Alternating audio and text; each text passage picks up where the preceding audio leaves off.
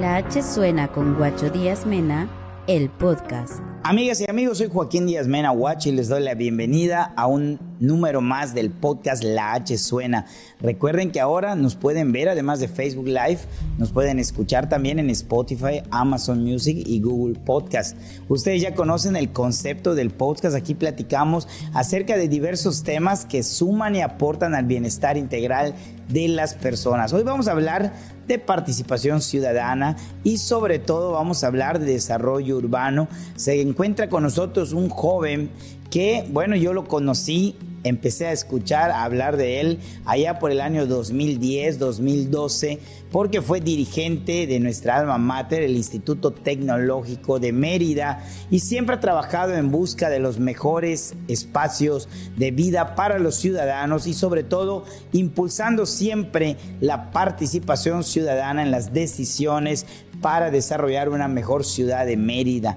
Hoy nos acompaña una persona que formó parte de los movimientos juveniles desde la fundación de Morena en nuestro estado, y pues me da muchísimo gusto recibir a Adrián Gorosica Rojas. Bienvenido, Adrián, me da muchísimo gusto que nos acompañes. Muchas gracias por la invitación, Guacho, y un saludo a todas las personas que nos ven y nos escuchan a través de los diferentes medios sociales. La H suena, el podcast. Pues bueno, Adrián, primero que nada, cuéntanos ¿cómo iniciaste en la participación política estudiantil desde el Tecnológico de Mérida, nuestra alma mater?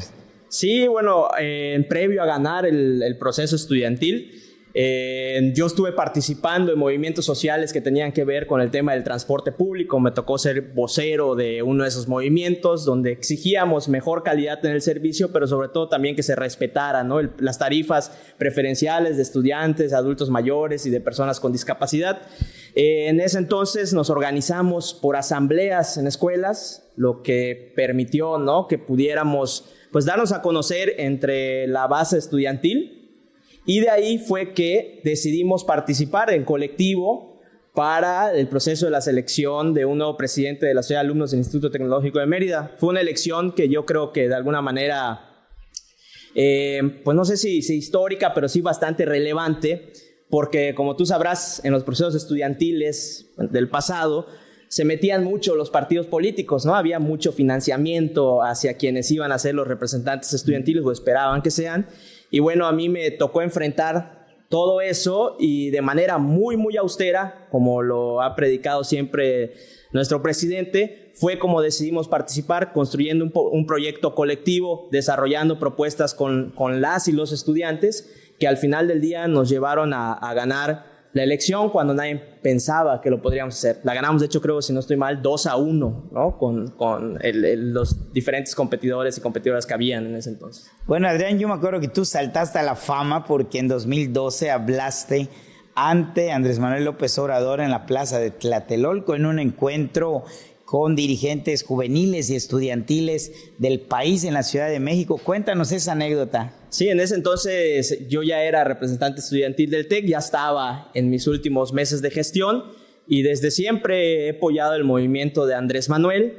Y en ese entonces a mí me tocaba encabezar pues un grupo de estudiantes y de líderes estudiantiles que apoyábamos el movimiento, y cuando viene la invitación de poder participar en este encuentro nacional de jóvenes y estudiantes en la Plaza de Tlatelolco, pues las compañeras y compañeros me proponen para ser el que hable en ese meeting, y la verdad fue una experiencia inolvidable. El discurso de Paco Ignacio Taibo fue, creo que, un discurso que nos cimbró a todas las personas que estábamos ahí, y para mí fue impactante ver una plaza de las tres culturas y sus alrededores a reventar de jóvenes, de estudiantes, de padres de familia que estaban apoyando el movimiento de Andrés Manuel, ¿no?, y que hasta la fecha seguramente siguen apoyando. Y bueno, ahí estuvimos nosotros participando, y sí fue, creo, un espacio que pues me permitió darme a conocer ante una gran cantidad de personas, ¿no? Oye, Adrián, pues uno de los temas prioritarios para nuestro presidente Andrés Manuel López Obrador ha sido desarrollar mejores espacios públicos en las diversas ciudades del país. Hemos visto obras importantes a través de la SEDATU mejorando los espacios en diversas ciudades. En el caso de Yucatán, pues ha ocurrido en Puerto Progreso, en Izamal, en diversos espacios de Mérida. Y tú de alguna manera has colaborado en estos temas de desarrollo urbano. Yo te quisiera preguntar, para que compartamos con el auditorio, para ti, pues, ¿cómo defines la equidad en el desarrollo urbano?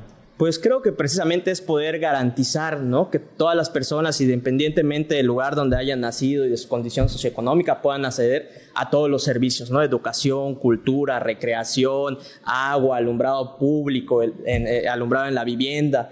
Entonces creo que una estrategia que está siguiendo con el programa de mejoramiento urbano, la SEDATU y el presidente de la República, es poder acercar esos equipamientos y esos servicios a las zonas pues más marginadas de los principales municipios de nuestro país, y a algunos municipios que a lo mejor no son los principales, pero que necesitaban de esa inversión, ¿no? Y Yucatán no es la excepción. Se han hecho varias obras que buscan pues construir mejores espacios para que las personas se puedan desarrollar de manera plena en el lugar en donde viven, ¿no? Y no tengan que recurrir a otros lugares para poder satisfacer esas necesidades que tenemos como personas de podernos divertir, ¿no?, de manera sana en el espacio público, y además donde se construye comunidad, que creo que es lo más importante y lo que termina garantizando pues el bienestar y la paz en los municipios. Hay algo que se le conoce, yo recuerdo muy bien en el 2018 con una reunión de jóvenes de la Universidad Modelo que trataban el tema de la paz, que nos decían, es que Adrián, hay dos tipos de paz, ¿no? Y seguramente habrán más, ¿no? Pero está la paz negativa, que es la ausencia de la violencia, y está la paz positiva, que es todo lo que los seres humanos necesitamos para poder vivir plenamente. Y al darse esto, de alguna manera también inhibes que la violencia se pueda desatar, ¿no? Entonces, creo que ahí hay un diagnóstico que tenía muy claro el presidente y que de alguna manera está empezando, o ha implementado en estos 5 años de gobierno, para poder ayudar a que las personas puedan vivir de manera plena y con el mayor bienestar posible, y que eso aleje, ¿no?, las intenciones a lo mejor de poder recurrir a alguna actividad ilícita, ¿no? Entonces creo que ahí hay una gran estrategia por parte del gobierno federal y de la SEDATU también, al estar recuperando y construyendo nuevos espacios públicos para el disfrute de la niñez y de la juventud principalmente. Así es, el presidente lo decía en una de las mañaneras, se trata de que regresen las familias a los parques. Así es. Que regresen a convivir, y eso pues de alguna manera ayuda a alejar a los niños, a los jóvenes del camino del vicio, de las drogas, etcétera. La H suena, el podcast. Ahorita que estamos tratando el tema de la defensa de la Cuarta Transformación y que tratamos estos temas con diversos investigadores, de diversos profesionistas, muchos nos dicen, pues se quejan de la parte del desarrollo urbano de la ciudad de Mérida, que tiene un crecimiento en los últimos años acelerado. ¿Cuál es tu diagnóstico acerca de este tema en la ciudad capital? Bueno, aunque yo no soy especialista en necesariamente en la materia, llevo muchos años ya involucrado en estos procesos y me he rodeado de gente muy capaz, ¿no?, en el tema. Y algo que es común, pero que no se dice mucho abiertamente, es que instrumentos como, no sé, un programa de desarrollo urbano ya están algo desactualizados, ¿no? O sea, como herramienta para poder regular el crecimiento, que habría que buscar otras maneras de poderlo hacer. Y además, en el caso específico de Mérida, pues todos esos instrumentos pues sufren ajustes, ¿no?, que no necesariamente están vinculados con un crecimiento ordenado de alguna manera y con un crecimiento que garantice el bienestar para las personas. Y estamos viendo que cada vez se deforestan más, ¿no?, para poder construir nuevos desarrollos inmobiliarios, y que estos desarrollos inmobiliarios muchas veces, depende de la zona en la que se ubiquen, pues no cuentan con los servicios básicos para que las personas, una vez que lleguen a vivir ahí, puedan hacerlo de la mejor manera. Y también eso ha generado pues una serie de necesidades en tema de movilidad, ¿no?, que hoy de alguna manera las estamos padeciendo. Si bien han habido avances en esa materia, creo que aún hay que apostarle todavía mucho más a, de alguna manera, planificar mejor el crecimiento de nuestra ciudad, pero también ir buscando desincentivar el uso del automóvil, ¿no?, para que podamos trasladarnos de una mejor manera a nuestros destinos, de una manera más rápida y más cómoda, ¿no? Oye, Adrián, pues esto se da mucho ahorita que hablabas de los desarrollos, ¿verdad? Que privilegian más las planchas de concreto que reforestar o sembrar árboles. Y peor aún si de repente se delimita un área que se dice que va a ser un parque y los vecinos compran su casa sabiendo que enfrente van a tener un parque y después le cambian el uso del suelo para comercializarlo, ¿no? Así es, y eso a nosotros en el colectivo Asamblea Ciudadana nos ha tocado muchos casos de este tipo, ¿no? Donde se habría destinado un predio para cualquier tipo de equipamiento, sea un parque, una escuela, un centro cultural, y de repente cambia el uso del suelo de ese espacio, ¿no? Y ahí es la importancia que tienen las y los regidores de nuestro municipio, que son también quienes tienen que ver con la autorización de esas modificaciones a los diferentes usos y permisos que se otorgan también para que estos desarrollos puedan darse, ¿no? Y sobre tema ambiental, pues hay muchas cosas que decir, ¿no? Ahí se ha dicho que Mérida es una ciudad sostenible y sustentable, si bien han habido estrategias de reforestación, que no tenemos muy claro los datos de cuántos de los árboles que se siembran terminan sobreviviendo, y hay una estrategia de recuperar residuos sólidos a través de estas en contenedores que se están poniendo en puntos estratégicos. Hay mucho por hacer, ¿no? Por ejemplo, el tema de la lluvia, cerca de 200 millones de metros cúbicos de agua de lluvia caen sobre la mancha urbana de Mérida y que no es aprovechada. Y si la estuviéramos aprovechando, podría ayudar a bajar el nivel de explotación que tiene nuestro manto acuífero, ¿no? Hay diseños urbanos que permiten el aprovechamiento de esa agua de lluvia y sobre todo que evita que llegue lo más contaminada posible al manto acuífero, ¿no? Y también así podemos hablar de los residuos sólidos. Tenemos un relleno sanitario que recibe casi 1,000 toneladas de residuos sólidos al día, de los cuales cerca entre el 5 y el 10% se logran procesar para su reciclaje y el resto termina en el relleno. Y ahí hay una cantidad de energía que no se está aprovechando y que pudiera servir para disminuir los costos de energía eléctrica que tiene la autoridad municipal y de ahí destinar recursos a otros temas que seguramente son prioritarios dentro de nuestro municipio, ¿no? Y también ocurre lo mismo con los parques, con los equipamientos. Tenemos equipamientos, pero la distribución de ellos en el territorio municipal pues no es de manera equitativa y eso genera desigualdad urbana.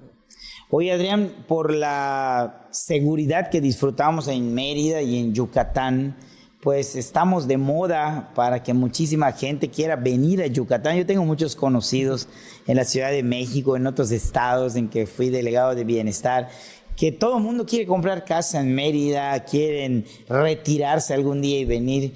Está realmente de moda venir a Yucatán.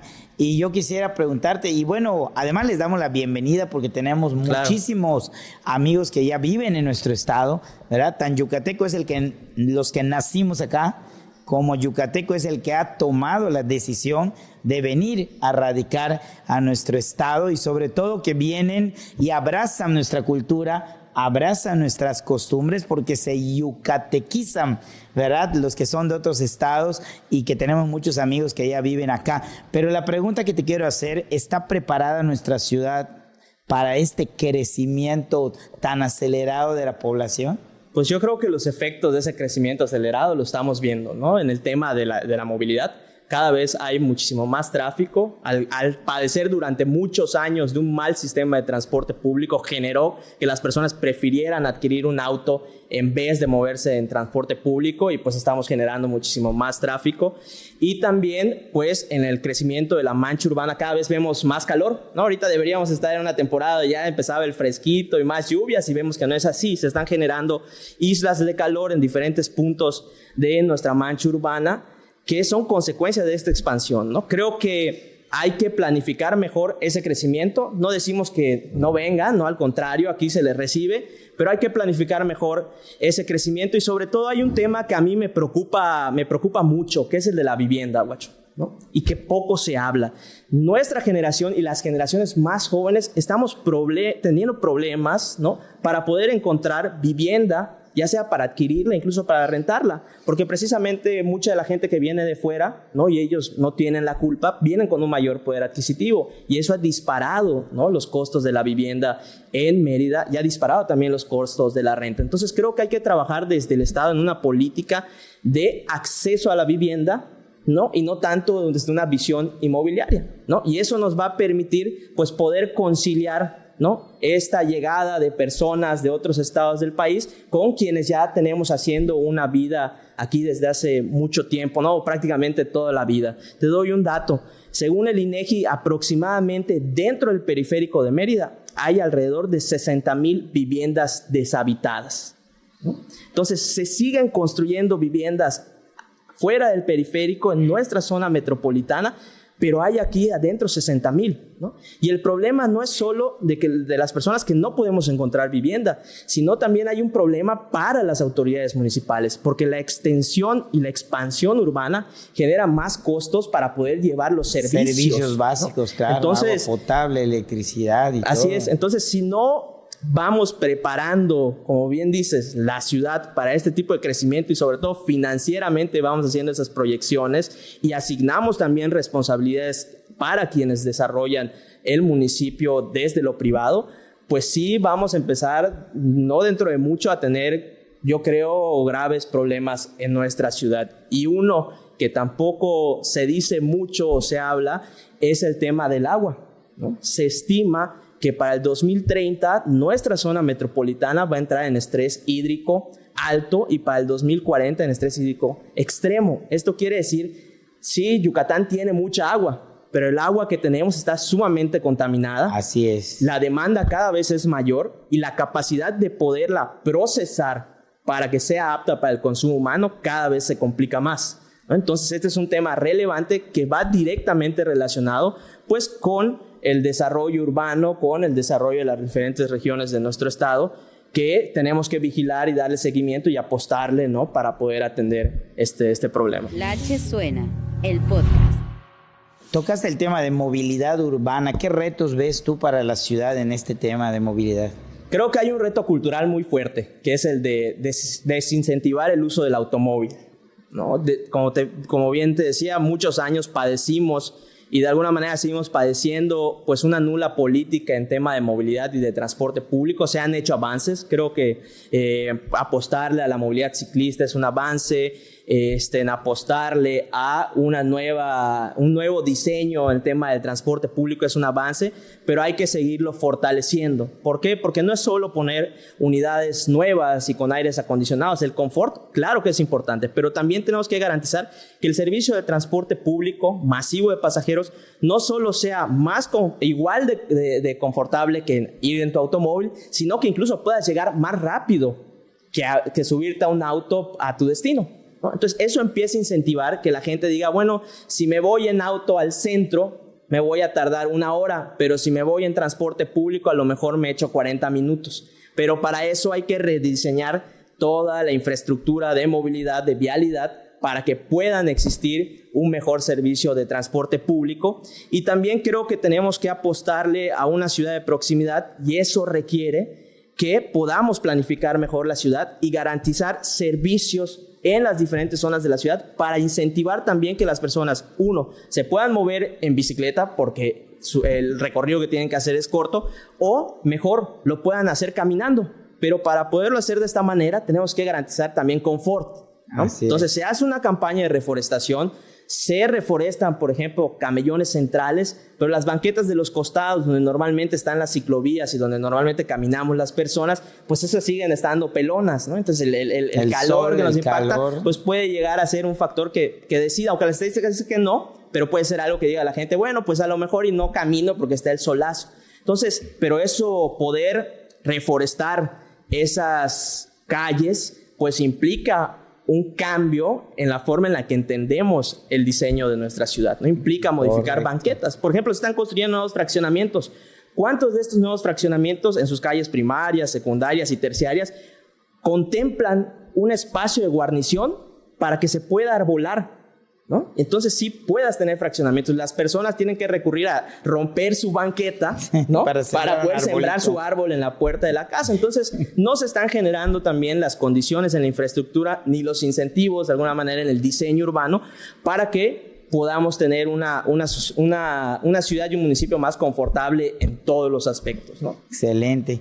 Oye, pues muchísimas gracias, Adrián. Quiero comentarle a los que nos ven que Adrián, además de haber sido dirigente estudiantil en el Tecnológico de Mérida, fue candidato a diputado independiente en el año 2018. Sí, es correcto. Y cuéntanos cómo te fue y por qué en ese momento tomaste esa decisión de la participación política por la vía independiente.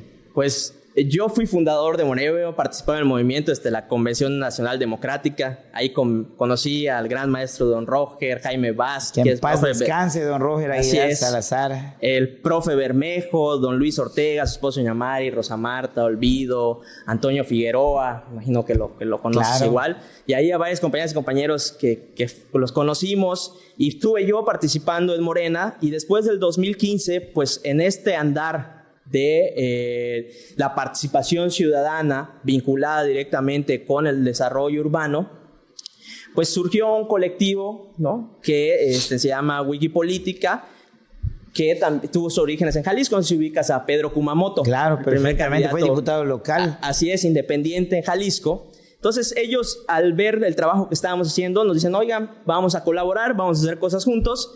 Y después en el 2018 nos dicen, ¿van a participar? ¿Y de qué forma? ¿No? Entonces, en el colectivo, las personas, si bien habían muchas compañeras y compañeros que eran obradoristas y apoyábamos la candidatura de Andrés Manuel, habían otras que no necesariamente, y en colectivo se decidió participar y hacerlo de la forma independiente, y al final las compañeras y compañeros me dieron la confianza de encabezar ese esfuerzo colectivo. Tuviste que recabar firmas. Tuvimos que recabar firmas, las personas conocían muy poco del proceso, ¿no? Teníamos que hacerlo con el celular, sacarle un escaneo a la credencial, entonces la gente había mucha desconfianza porque creía que le estábamos tomando una foto.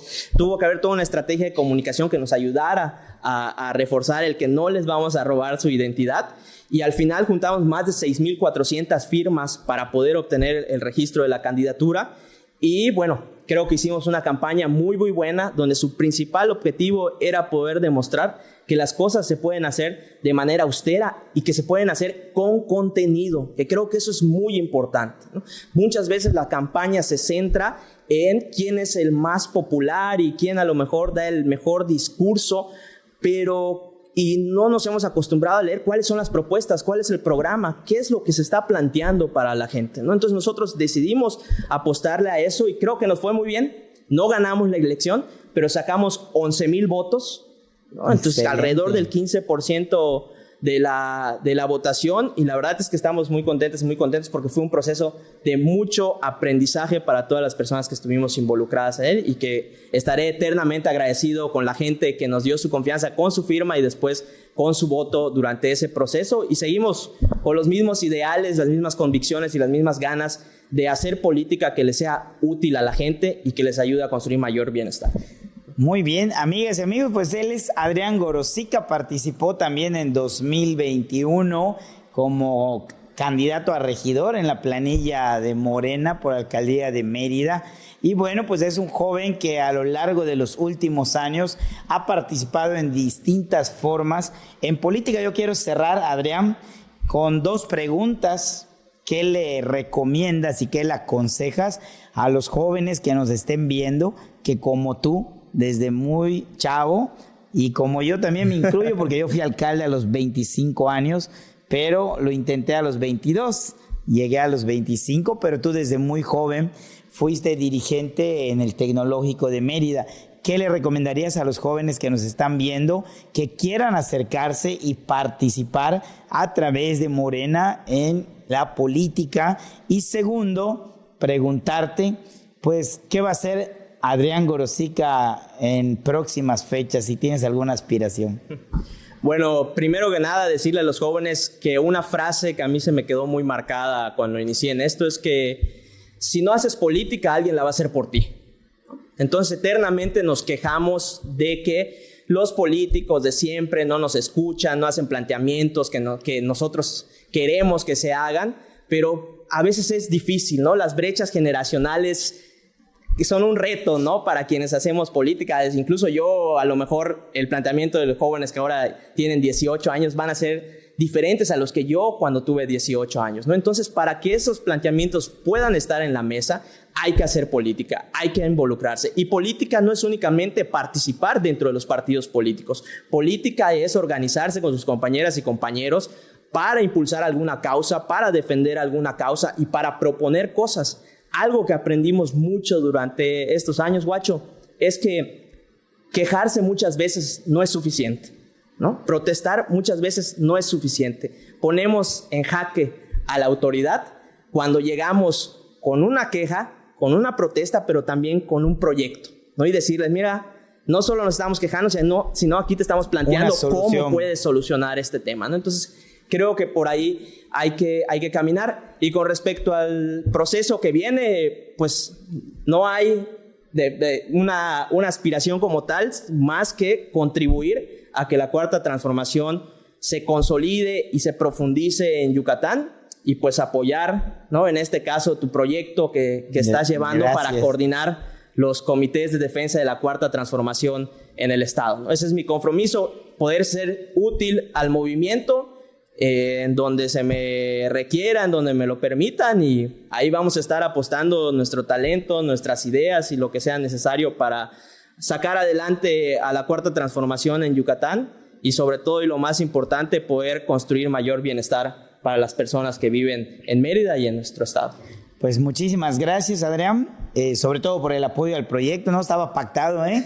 Es nuestro invitado, pero ahorita que lo comentas te lo agradezco mucho. Y también pues decirles, Adrián Gorosica ha trabajado mucho tiempo promoviendo la participación ciudadana, y qué bueno que aclara que no es suficiente solamente, ¿verdad?, con plantear las cosas, sino que tenemos que tomar acciones. Cuando la comunidad participa, toma el destino en sus manos y marca el rumbo de nuestra colonia, de nuestro municipio, de nuestra ciudad. Yo te agradezco muchísimo, Adrián, que nos hayas acompañado, amigas y amigos, y pues quiero agradecer a todos los que nos vieron, y nos vamos a seguir escuchando y viendo en el próximo episodio de La H Suena. Muchísimas gracias. La H Suena con Guacho Díaz Mena, el podcast.